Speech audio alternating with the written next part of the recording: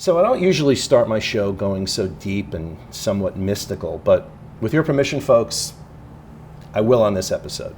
So last weekend, my guest today, two-time Emmy Award-winning and Grammy Award-winning director Thomm ZIMNY, and editor, who through his films have normally brought me incredible joy and gratitude through capturing the passion and the beauty of the music I love so much, kind of crushed me.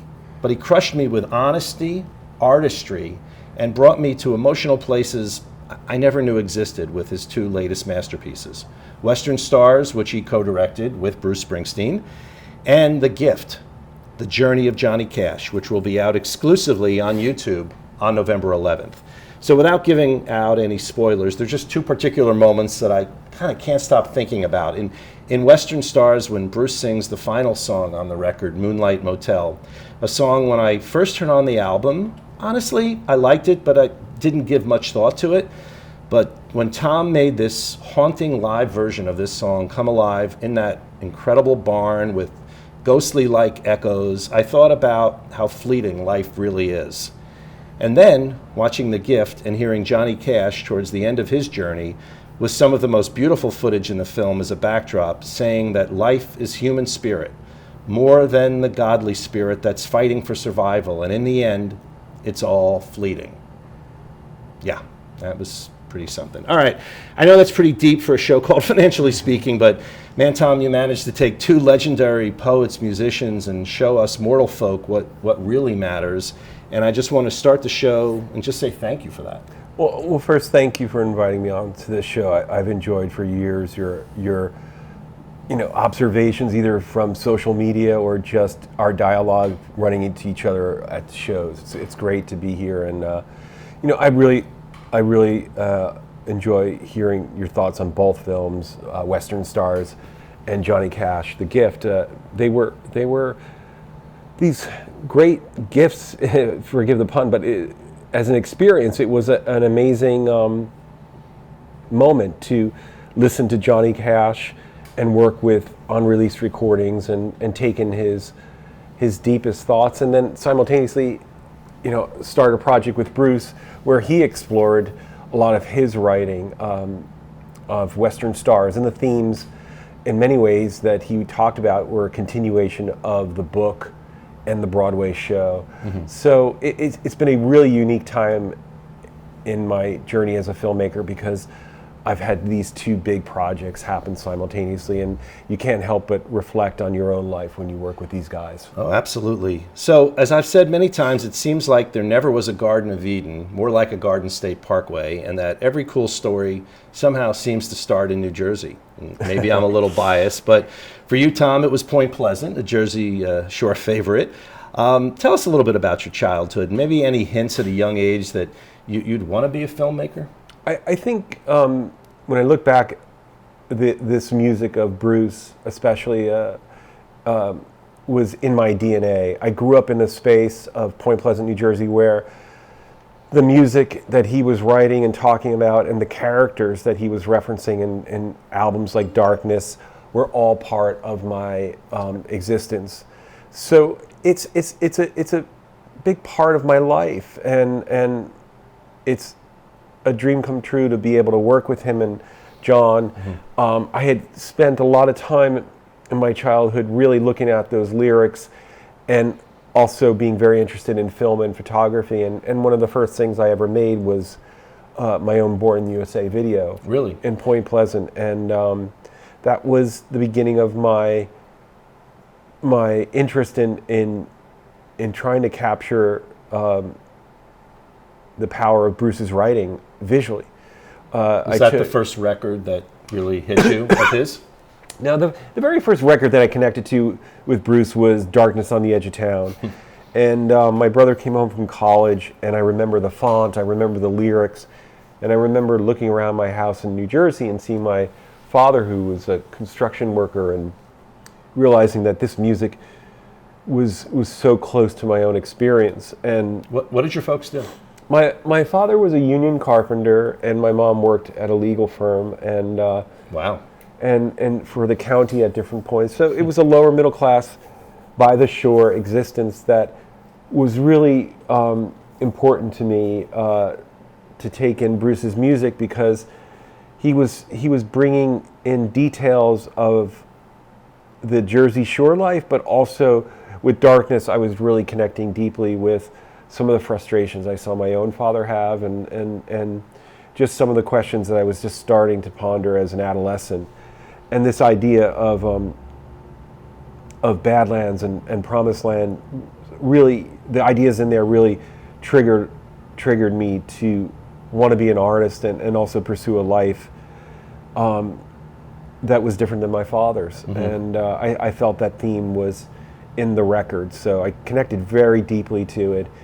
And I was a Bruce fan, and I was also a Bob Dylan fan, and I think those two things drove me for a long time because I was dyslexic, and I struggled with reading and writing, but I felt like this music was a secret messenger in many ways that gave me guidance. Mm-hmm. And obviously, a lot of other people have felt that way about Darkness, and in the recent Blinded by the Light, Safra's story there absolutely. Is just, the place for identity. It doesn't matter where you are in the world, yeah. people have related to that. So let's fast forward a little bit. You went to the School of Visual Arts. Were you focusing on one area at that point? I gathered up enough money to go to the School of Visual Arts, and I took a train every day from Point Pleasant for 2.5 hours each way. Yeah, it's a long ride. It was a huge ride, and I wanted to study film in New York. And the moment I got to School of Visual Arts and had this opportunity to really try film editing, I felt like I was connected to the world in a different way. The idea of putting two images together was really the beginning of the high of making films, and I was surrounded by teachers and students who were really in the industry working every day, and they really supported me to find my place in the world with film. And at first it was editing, and then with Bruce, I found myself directing without any discussion. So what directors spoke to you the most back then when you were in film school and really studying directors, or did you have a couple that, not that you necessarily modeled your work, because your work is truly very unique, and I'm going to use you as an adjective here, or ZIMNY-esque, but it is what it is. But was there a particular type of? There's the filmmaker that I got into college writing about and discussing was Scorsese, and that was a huge interest and reference for me, and it still is. I still go back to his films all the time to study the power of the cutting and composition and storytelling, and with Western Stars, I looked at The Last Waltz, and it's part of my library of go-to resources, and I really find it to be exciting to look at his documentary work because it's fearless in its editing and storytelling. The Harrison film and the Dylan film are beautifully cut, and I find great inspiration in looking at all his films, from student films to Casino, to the obvious ones like Goodfellas, but also some of his series on Italian cinema or American cinema I go to. Right, an amazing amount of work, and very excited about The Irishman coming up. Yeah, I saw The Irishman and I thought it was fabulous, and it was a great experience to see it. So you've kind of witnessed the revolution, or maybe the evolution, of so many ways of getting your message out other than traditional film and TV, and a great amount of disruption in your field, just like in most of our fields these days. But what do you think are the positives and negatives as we head into this new decade, and how interesting lately that Hollywood has seemed so fixated on these rock star films, where they kind of play with reality. I mean, one particular thing that just bugs me, and I'll never get past it, was in Rocket Man, when that famous Troubadour show, Elton John is singing a song that he hadn't written for 3 years. Yeah, I think the exciting thing for me as a filmmaker is to start with documentaries, and 10 years ago there wasn't a genre of music doc. I remember when I was doing Born to Run that I would have to explain what it was as a documentary. And I think what's exciting now is that there are a lot of different filmmakers out there telling the stories of music and the history of music. And I think each one of these films approaches the facts and realities of it differently. And I tend not to fall into judging it too much. I really try to look at my own work. And with like Johnny Cash, the film out now, Right. you know, there was a lot of details that I left out because I just felt they were covered in other movies. And there was a lot of details that I wanted to explore because I felt like the narrative films of Johnny Cash or some of the documentaries really painted certain things in simplistic terms. Vivian, his first wife, Right. being the bad person. Right. You know, I just felt like that was a complex relationship, and in the doc I wanted to honor it. And I don't feel like it's the defining thing, but I do feel like you give these people a chance to really be represented in a true and honest way. And Vivian was a key point for me to tackle because I felt like she was background, and it just felt wrong. And also the idea of addiction with Johnny Cash and his journey, it wasn't something that was taken care of when he met June Carter and went away. Right. So there's a lot of illusions that you want to take down, and that's exciting. It is. So The same thing with Elvis Presley. Yeah, of course. So let's just get into Johnny Cash, the gift, the journey of Johnny Cash, which everyone will be able to see on November 11th on YouTube. Kind of an obvious question, but what drew you to take on another immortal like Johnny Cash? I mean, After Elvis. I mean, after Elvis, the idea of doing Johnny Cash, I loved the continuation of that story of in some ways, a lost father in the artist's life, and how that drives the artist. It's a common theme that I'm attracted to.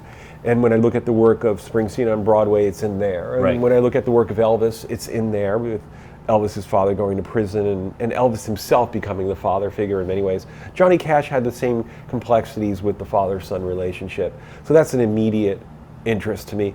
Obviously the music I connected to deeply, but I also felt like that the narratives that were told with Johnny Cash in the past didn't reflect him as a songwriter or as an artist in many ways. I felt like there was there's these cartoon representations of these guys. Right. And Johnny Cash is the man in black, and that's Right. it. Right. And I sat with John Carter, and I sat with Roseanne, and then with this documentary, I got all these hours of unreleased recordings of Johnny, which was amazing. Talk about that. That's really That really changed the film for me. You realize the complexity of the Johnny Cash story, and also that there's a lot of small details that get lost. So you hope as a filmmaker bring those forward and leave behind some of the things that have been told again and again. Right, and kind of layer it with this commentary from the likes of Bruce and Emmylou Harris and many other artists, but I think specifically having Roseanne and, like you said, John Carter. They both were essential. Yeah. So you were kind of heading in one direction, and then these cassettes sort of magically appeared. Well, what's the story behind that? The story behind the unreleased cassettes was that I was in the middle of editing, and everyone gets to this place of not being happy with the film, and you feel betrayed by the film, and it's a relationship like any other relationship. One day you come in with your cup of coffee, and it's not working, and you're mad, and you're disappointed with yourself. And I remember saying to the editor, I just don't like it. Unless I can get Johnny Cash in this room, I'm worried I'm not going to make the film I want. And he said to me, well, we've gone through every resource and we've collected 40 hours of Johnny Cash from every talk show and radio show. Right. What are you looking for? And I just said, Johnny Cash talking, the voice of Johnny Cash telling these stories, as opposed to a writer. Right. So the idea of like Johnny Cash discussing his childhood, you don't have a writer like a Warren Zanes or another Alan Light or any of those writers say Johnny Cash suffered a tough childhood. I wanted Johnny saying it. Exactly. So I interviewed Patrick Carr, who was an author who made a book with Johnny Cash in the 90s. And at the end of the interview, he mentioned audio tapes. And at that moment, I knew I had something. The archivist to me said, wait a minute. And we got over 50 hours worth of audio tapes of Johnny Cash telling his life story. And one thing Bruce Springsteen has taught me is to be ruthless in the editing process. And I had a whole movie built with other voices, and I tore that up and put Johnny's voice in the movie and reworked the movie with my editors. And that was the game changer, was Johnny came to the edit room. Johnny arrived through cassettes. Johnny was telling his story, and that became the gift. No, it is the gift, Johnny. It is truly the gift as the viewer. I mean, one of the things, and I imagine this came off the cassette, which really also hit me hard, was the gratitude list that Johnny Cash talks about later in his life. And when you get this kind of intimacy in your films, like you had with Elvis and the Searcher, and obviously so much on Broadway with Bruce, and in another very unique way in Western Stars, how does that affect you and maybe influence your process in cutting the film? Like I was saying, this is kind of the ZIMNY style. I mean, it really is, because it's followed through, all of your work. I think that I keep my world while making these films very tight and close, meaning I don't have a team that's very expansive, and I really listen to the material, and the material that I'm interested in, for example, like Johnny Cash having the gratitude list. I love the idea of ending something on a note that a viewer can just step into, that they don't have to know the history of Bruce or Johnny Cash or Elvis. They don't even have to be a fan. They just relate to the human side of it. And with the gratitude list, there was such beauty in Johnny Cash just listing the things in his life. And I thought that was a powerful message to have in the movie.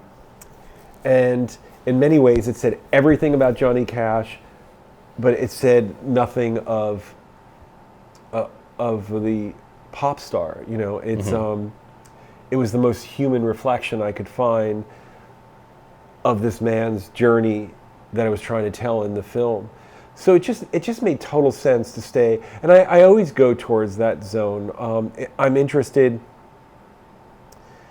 in the journey of these artists, and less the details of they did this record this year and the behind the scenes making of things. I'm much more fascinated with the ideas of what keeps us going, what struggles we have, and making it a universal story in a way that lets you understand your artist differently. Like Johnny Cash was weak, and Johnny Cash had to rebuild the trust with his family. Yeah. These are all common human themes, and really try to go towards archival images and stills that keep him in the place of being human and not an icon. Right, and one of the things that I thought was so great is that you avoided the cliche hits. This was not, if you're looking for a greatest hits, listen to his greatest hits. You really brought the gospel music to life, which was so important in Johnny Cash's life from his early days, from his conversations with his mother, from the loss of his brother, and then you kind of lace the whole backdrop of Folsom Prison behind it, and then sprinkled in, it's hard to have a favorite part of Johnny Cash's life, but the Rick Rubin period for me, those sessions were so incredible, and I'm so glad you included further on down the road. But other than maybe Patty's Because the Night, that's probably one of my favorite Bruce covers. But what were some of the choices that you were faced with there? The choices of working with the catalog of Bruce or Elvis or Johnny Cash, you want to go to a place of what's driving the story, what's not a greatest hits moment. There's many songs that I don't want to take the approach of traditional VH1, it's the greatest hit storytelling approach, where you start with the chorus and then it fades out gently. And I was very interested in going deep into the catalog and finding outtakes with Elvis. And the same thing with Bruce. When I do the documentaries, I really try to use as much of the outs and studio unreleased material as possible for the actual score of the movie. Because I feel like it's very exciting to watch a film and hear suspicious minds in a way that you've never heard. Right. Or the same thing with Johnny Cash, a TV rendition of a track that has the pure sonic beauty of a rough and ready television performance. Right. It's not the mixed. Bob Dylan. Exactly. North Country. I mean, exactly. That was just the kind of a moment. And these are the kind of moments that you've kind of etched throughout your life working with Bruce, and I think back obviously of the Sherry Darling moment of Bruce and Stephen on the piano, which is just, as a fan, just an incredible thing to have just been in that room as well as watching Bruce work. On Wings for Wheels. And that's a big part of it, is like keeping one foot in the world of the guy who grew up in Point Pleasant as a fan. Yeah. The other foot is a filmmaker trying to tell a story. You don't want to get too inside baseball. You want to be too caught up in your own fandom of it. But at the same time, there's certain beauty in tracks that get lost. Right. And with Elvis, there was a ton. And with Johnny Cash, there was a ton. And none of these themes are really simple themes. Like Elvis and gospel and Johnny Cash and gospel, it's not a box just to check. It's really a thing to keep going back to. So when I looked at Folsom Prison, in a weird way, I looked at the set the way I would look at a Bruce set and go, what's the story? And with Folsom Prison, I saw a narrative that reflected Johnny Cash's life. There was the humor, there was the gallows humor, and there was the country, and there was the gospel. Everything is in that set list at Folsom that reflects the true Johnny Cash. And then he wins the award. Exactly. So Folsom Prison was a great reflection, but also a wonderful B story to tell the life story of Johnny Cash and return to Folsom, going back and forth from the A to B story. And if you think about it, it's like the A story could tell you how Johnny Cash grew up listening to gospel, how he connected to it. And then your B story of Folsom can just really play examples of that. And then the two worlds are combining. Like you have an understanding why this man at Folsom sang a gospel song. Right. Because your other story's informing you. So that breaks up the linear journey. And I would imagine that's why both Roseanne and John Carter have been just the praise that I've already heard from them about the film. Well, we both heard John Carter and Roseanne Cash were essential in getting an honesty and a quiet tone to the film that fit perfectly with the narrative of the story I was trying to tell, but also the sonic qualities of Johnny, which was honest on these cassettes, which was an honest examination of the life and the positive and the negative, but also the beauty, and the family comes across in the film because they gave me a thing that you can never take for granted, which is trust and time. Trust and time are the two things that you need as a filmmaker. Trust to get into the space to talk about it, and time to figure out the movie. Right. So before the listeners riot in the streets, and because I haven't talked about Bruce yet. I mean, obviously a huge moment in your professional life. Maybe just share the first story, what it was like getting to know him. Obviously after you've already made your own Born in the USA movie, as you said, but after 20 years of being truly his film historian, I would think at this point you're kind of completing each other's sentences. Well, the dialogue in the cutting room is a great dialogue that started 20 years ago, but I also... How were you first introduced to I was first introduced to him, to back up on that. Sorry. Yeah, sure. I was first introduced to Bruce on a project called Live in New York. And that was supposed to be a week, and it was a dream come true because I was in the audience in Live in New York watching the show at Madison Square Garden. Yep, I was there and every night. And a week later I was sitting in an edit room with the footage. Yeah. I literally found myself in the footage at one point cutting it. So it was a bit of a surreal dream from the perspective of a guy growing up in New Jersey, but I never let myself go down the road of really getting lost in that. I really stayed focused on the material and the challenge of the material. It was the early days of HD. Right. Bruce wasn't happy with the image quality, and he walked into the room, and it was like when he gets on stage, there's complete command and focus. And I followed that lead. And it was an enjoyable time, but it was a very intense time. It was like very much like the studio sessions of darkness where we were trying to figure out how to tell live in New York in a way that didn't interfere with the music. Because the HD quality at that time was far too clear, too sharp. It was cold emotionally for the music. It's very true. And Bruce came in and we worked together side by side on that one, and that was the beginning, and John Landau, that was the beginning of the dialogue that I've been fortunate to have for the last 20 years. Yeah, and obviously those films and box sets from Wings for Wheels to The Promise to obviously all of the River work, and for those of us that grew up like yourself with these bootlegs and my Winterland red vinyl and never saw Bruce appear anywhere on television or anything along those lines. This was seeing the New York concert after being there 10 nights or 12 nights, I think, for all of them.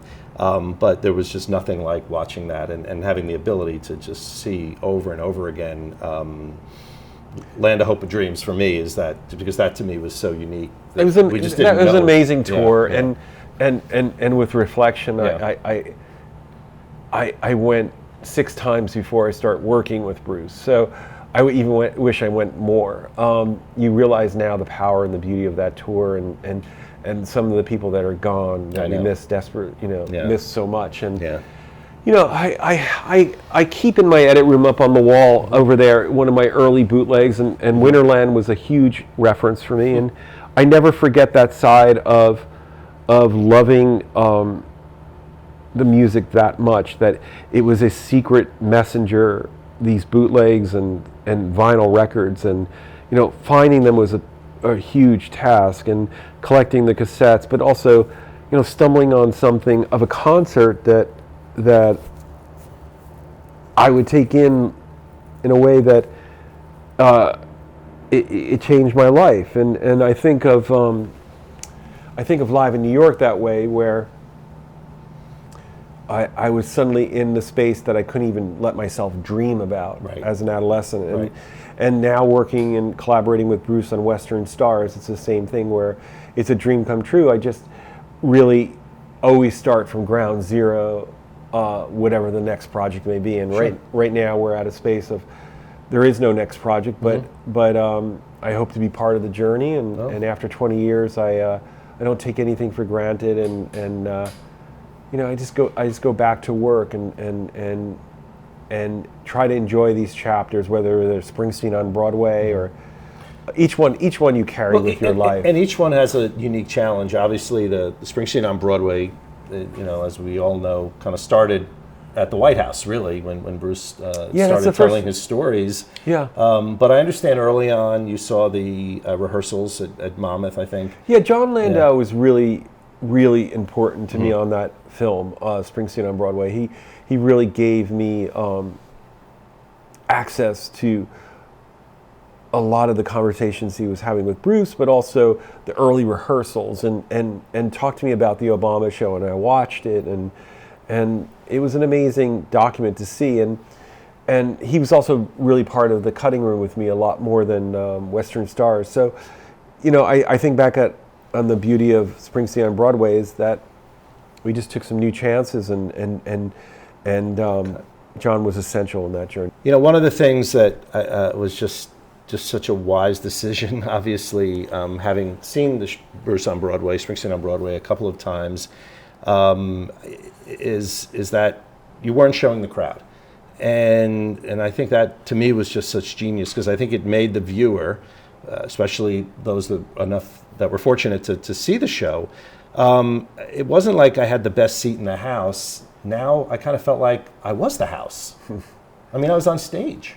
Well, it's great to hear. You hope as a filmmaker that you're not going to trample on the experience of the live Broadway show, which in itself is such a big moment. And at the same time, I know that from early on, my dialogue with Bruce, we'd talk about films, what we liked and what we didn't like. And if you look at Live in New York, we didn't show the audience in the same way. I know. I looked for myself. I remember looking and like, wait, come on. There's no singing along. But there was no pit. It was a very different kind of a setup. Sure. And with Broadway, there's no cut or shot of an audience member that could really enhance the dialogue of what Bruce was doing, and Bruce's eyes, I think, are really powerful in this narrative and really important to, remember, it's a guy on stage with a guitar and a microphone. We're not going anywhere. There's no huge set. There's no backgrounds. There's no, there's beautiful lighting, and we try to make the camera a part of the environment. But it was really Bruce carrying it. So I never felt the desire to go backstage or the desire to cut into an audience member engaging in it. Not until the very end, which was a great thing that John spotted and brought to my attention, which was there's a young guy at the very end. We don't know who he is, but you see at the end the feeling of community that Bruce creates. Right. And we stayed on that moment, and it's refreshing because it's the end of the show. Right. And that's how the end of the show felt every night. Yeah, and exactly him coming, how it felt. yeah, and him coming to the front and greeting everyone, that was important. Telling people to light it up, I think you would say, so they could take out their iPhones and do whatever they want at that moment. And I think that kind of just captured it. And the other thing that's so fascinating is that I've heard from people that kind of never shared the passion and the love that I've had of his music over the years and couldn't understand maybe some of the appreciation that this was their first experience. For example, my mother-in-law, who's 85 years old, and my brother, who loves music but just never quite understood the Bruce thing, so to speak.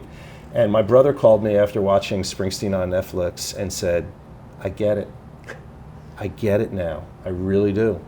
I mean, wow. So, I mean, it's... I'm grateful to hear moments. Those experiences. Yeah.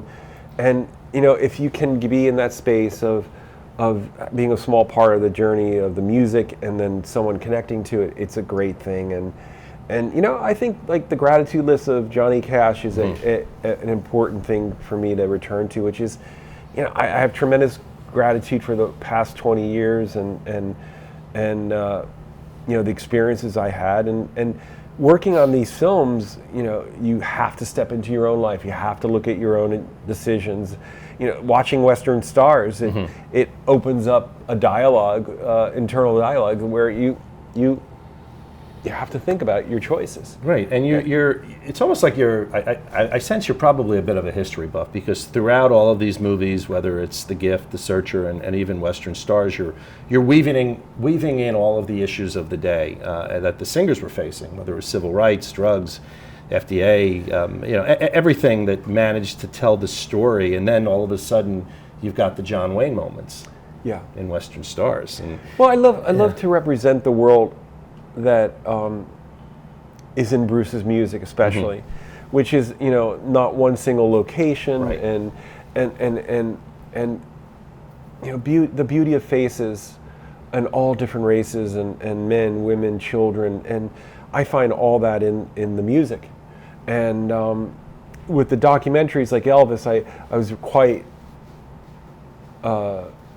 aware of the Elvis story being told from one perspective, and I wanted to make sure that the influences in his life were clearly described and part of the environment and the fabric of the movie.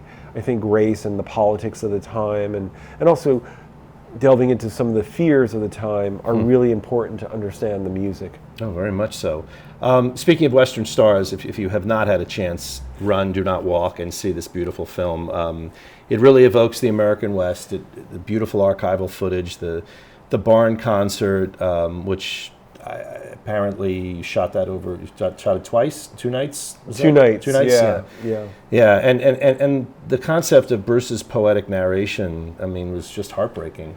Well, that came about, we had built the film and we had a concert and I shot some interviews and, it didn't feel like the direction that we wanted to take the movie. And one night Bruce called me up and just said, come on by tomorrow. I want to read this script that I wrote for the film. And he sat in the recording studio and read every bit of voiceover that he had scripted. And I knew immediately we had a different film. It was at a different level, that the examination of the themes and the writing was exactly what the movie needed, which was getting away from a making of. Right. And getting into the language and the thoughts that really come from the book and the Broadway show.